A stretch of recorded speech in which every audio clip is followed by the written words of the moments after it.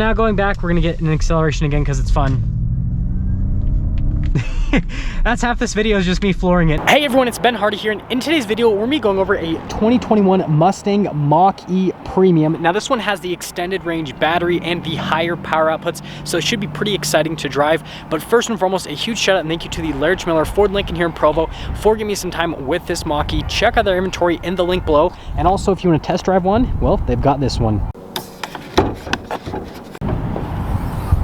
Now popping under the hood of the Mach-E, you actually get some extra storage space under here, and they have this interesting kind of like compartment thing that separates everything in the front, but you still get your latch, and notice how it has the person running away from the Mach-E on it. I think that's pretty funny.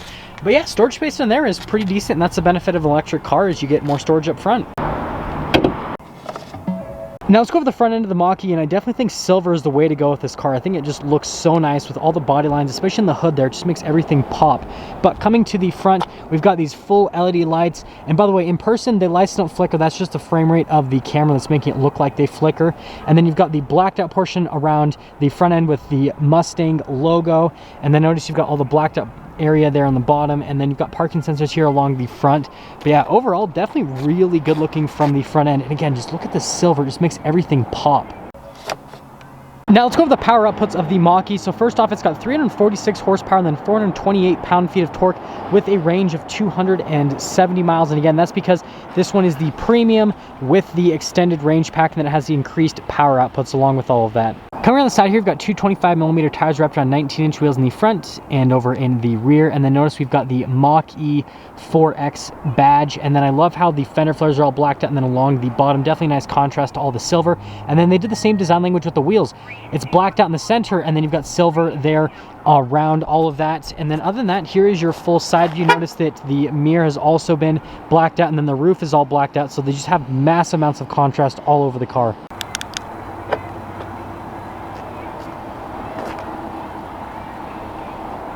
Now popping into the trunk area, notice that you've got a ton of storage space just down here, and then if we lift this up, got some more storage space and some fun action happening there. 12 volts here, so you can actually charge a device, which is pretty interesting. I love how you have the Mustang logo just randomly right there. I think that's a pretty neat little design touch. But yeah, other than that, that is everything for the rear hatch area. Whoop. Oh, didn't have the magic touch. Every single time I'm filming this and trying to get it to do it, it doesn't work. But the second I stop filming and throw my foot under, then it decides to work. Oh, there we go. I'm probably doing it wrong. Let me know in the comment section below. Now let's go over the rest of the rear of the Mach-E. So first off, again, you've got the whole like glass roof on that portion, and then the rest of it's all black. I think it looks really nice. Again, contrast nicely to the silver. And then you've got the taillights that look just like a Mustang's taillights, another cool design touch. And then you've got parking sensors here along the rear, and then more blacked out trim. And other than that, I think that the back end of this looks really good. But overall, I mean, it looks good from every single angle. Now let's go over the door panel here at the front. So we've got all this soft touch leather here, and then we're going to rest your arm as well with a bunch of stitching. And then you have the speaker for the Bang & Olufsen sound system, and then you've got the door handle that's definitely unique. And then I like how they have cloth trim over the speaker, definitely a unique design touch. And then we've got the seats here in the premium, so full leather, perforated leather all down the center. And let's actually pop in. Got to take the key out of my pocket so I don't sit on it. Once you're in here, it's actually really comfortable. I've got a good amount of headroom, 5'11". These seats are very comfortable, legroom's solid.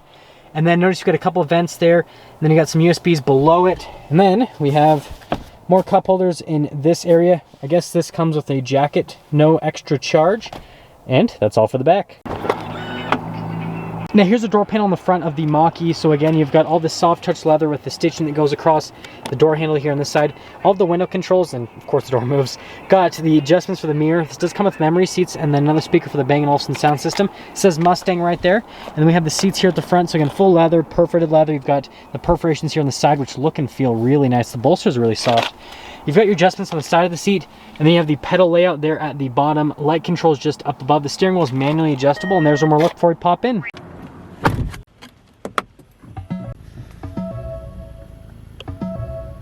Here's the steering wheel in the Mach-E Premium. So you've got the leather all around the steering wheel, and then you've got the darker stitching on the center portion. And then notice how it's kind of split right there, which is definitely interesting. Got your volume and voice command controls, and then you've got your cruise control with the lane keep assist on that side. And then you have the stock for the turn signal, and then you've got the stock for the windshield wipers on the other side. And, well, that is all for the steering wheel. Here's the center screen, and I think the center screen is really important because this is obviously a competitor to Tesla, and Tesla doesn't offer anything like this, where you've got a screen that is just pretty simple, right? It shows the range, the battery percentage, it shows the miles per hour, and then whether you're in park, reverse, neutral, drive, or low range. And again, it's just nice that it's front and center here versus having to look at a center screen for everything. So yeah, and the Mach-E's got it.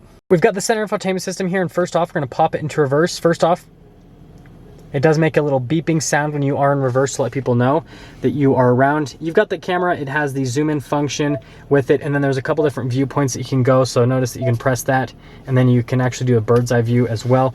But if we take it out of that little function right there, the rest of the screen will pop up. You actually can go back to the camera, so you just press that little Mustang logo, and then you press camera, and then notice that it pulls open with the viewpoint right there, and then you can go through the different menus so you can see different angles on the Mach-E. For example, you've got this one that's like the split angle right there, but yeah, that's the camera aspect. For the rest of the infotainment system, again, it's massive. Here at the bottom, you've got normal convenience features is what I want to call it.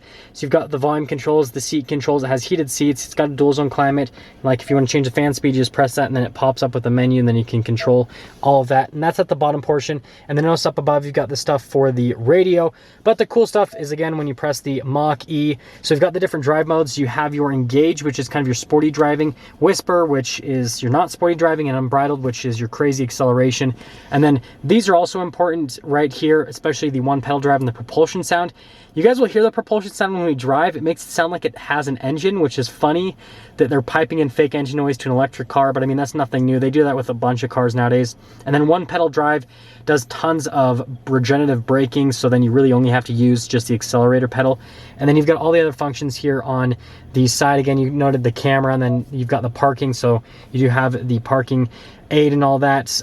But other than that, the infotainment system is easy to use. It looks good, and most of the stuff is pretty self-explanatory. It's overwhelming when you first look at it, but then once you play with it for a second, you realize how easy it is to use. We have a wireless phone charger right here with some USBs, and then there's some more storage just underneath that. Couple cup holders here, and then you've got a bunch of leather trim, and then notice you've got the transmission selector. Pretty simple. It's the dial shifter. Ford has this in a bunch of vehicles now. Your parking brake, your parking assist, and then the hazard lights. And then we do have the center console. So this is just an armrest, by the way.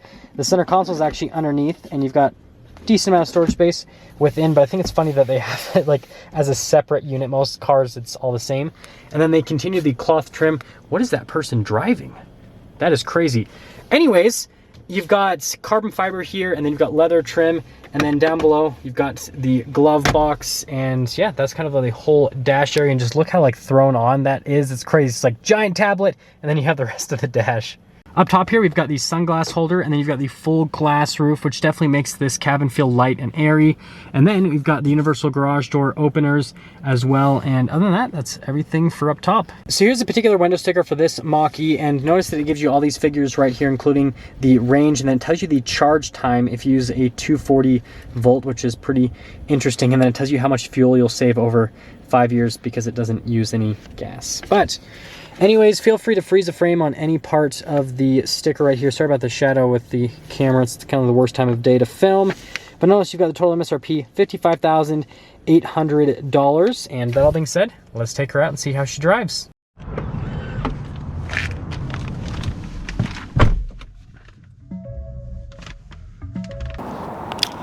So if you're expecting an exhaust clip out of the Mach-E, then we have bigger problems here to figure out. Well, let's talk about visibility here in the Mach-E before we set off. So first off, visibility over the hood is really good, just like pretty much every other SUV that's this size at least.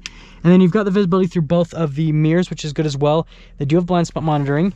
And then you've got the visibility throughout the rest of the rear, which because of the design, it is a little bit kind of iffy. But again, you've got the blind spot monitoring, so who cares? And let's set off. Right now I have this set in the 1-pedal drive and we are in the whisper mode. So this is going to be your quiet, good, I almost said fuel economy. God, I am such an idiot. Your good range mode. So this is what you're going to do if you kind of want a luxury drive. And then again, if you want to get more range out of the Mach-E versus what you'd get in the Engage, and then also in the unbridled mode as well. So it's kind of that's kind of what this mode is really all about. And we're actually going to go the other way because traffic is horrible right now. So let's get up and go here in the Mach-E. So first off, initially getting up, yeah, super quiet. It feels like it doesn't feel fast at all when you're in this whisper mode. It definitely feels kind of like slow, and it's interesting. But we're gonna pop into the unbridled mode, and then we're actually gonna turn the propulsion sound on. And it's crazy, it changes character, and I don't know if you guys will be able to hear. I'm gonna be completely quiet for this acceleration.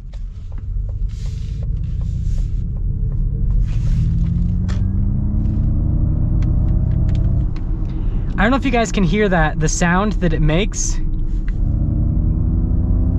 That's your propulsion sound. So I'll turn it off.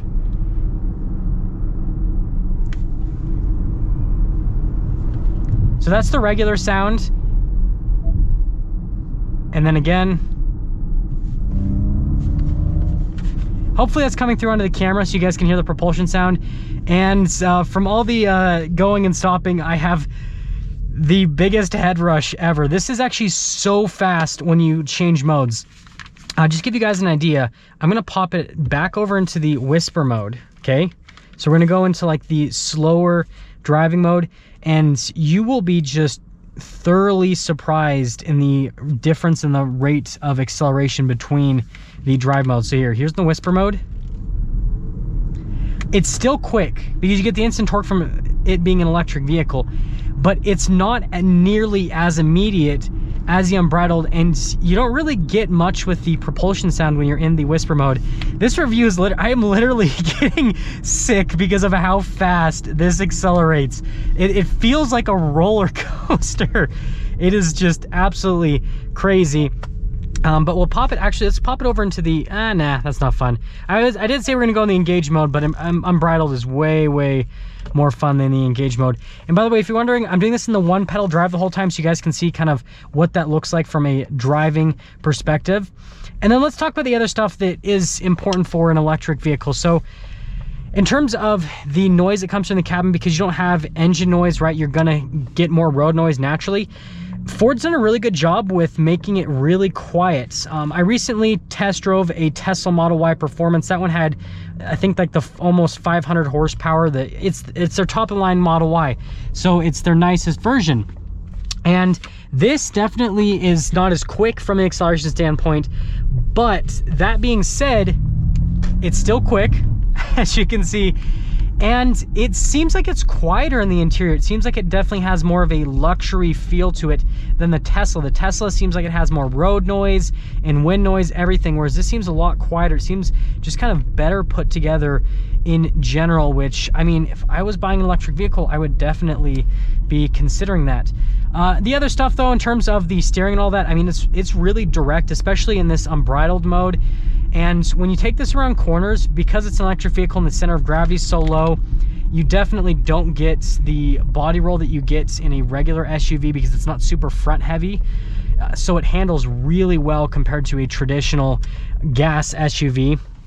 And yeah, I mean, it's definitely a crazy vehicle. I'll be back to you guys in a second. Now going back, we're gonna get an acceleration again because it's fun. That's half this video is just me flooring it, but that's okay because I'm sure anyone buying this car really, I mean, let's be honest guys, you care about what the acceleration is like. But let's get into summing things up here with the Mach-E and where I really see this standing. So there is a lot of comparison to Tesla because that's really the market leader right now with electric vehicles. So fun. Here's the deal. You can't compare this to a Tesla Model Y Performance because the Tesla Model Y Performance is like $70,000. This is $50-something thousand. So this is more comparable to a middle of the line Model Y. And when you compare it to that, it actually stacks up really well, and I would actually rather get this over the Tesla. Your performance figures are pretty similar. Your range figures, again, pretty similar. Not exactly the same, but pretty similar. But you do notice some benefits here to the Ford. Like I said, the build quality feels nicer than a Tesla. I love the looks of this. This definitely looks really unique. There's so many Teslas on the road, whereas this, I mean, there's like none of them on the road right now. So definitely has a lot more road presence with it. The interior feels nicer than a Tesla from a build quality standpoint, but then also just, I like the materials on this more than a Tesla. I think it just all fits together way better. That's so, I'm not allowed to buy one of these, okay? We have already, this is an established thing. I'm not allowed to buy an electric car. I would be doing that way too much and just wasting all the range. Like, how do you not do this? It's so fun. And then with the rest of the interior, I definitely like the fact that you've got the digital layout right there, whereas the Tesla, you have to look at the screen for everything. Kind of strains you a little bit. And so there's definitely a huge benefit to that. And I mean, the one thing that I will say again, I know that I keep talking about the build quality, but seriously, it's a huge thing. Ford's been making vehicles for such a long time, whereas Tesla is a newer automaker, so they still have a lot of stuff they have to work out.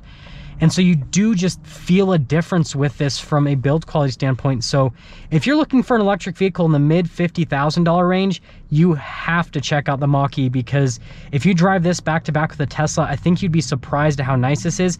And I think you wouldn't get the Tesla, to be honest. Gotta press it just right. And then gotta get the plug right in there. Trying to do this with one hand is actually really, really difficult. There we go.